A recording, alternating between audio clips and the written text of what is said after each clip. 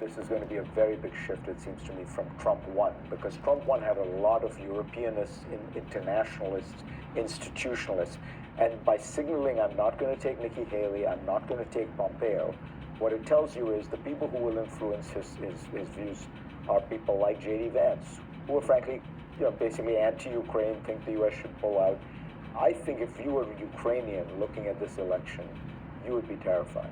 Well, I think you would be, having heard that. Up until the election, actually, the interesting view in Kiev was that people were getting so fed up of the self-deterrence of the Biden administration, the unwillingness to allow the Ukrainians to use long-range weapons towards Russia, that actually some people were beginning to say, our reporting was telling us, some people were beginning to say, let's throw the dice, Trump will be decisive, and hopefully he will want to win, and so he won't want to let Russia win.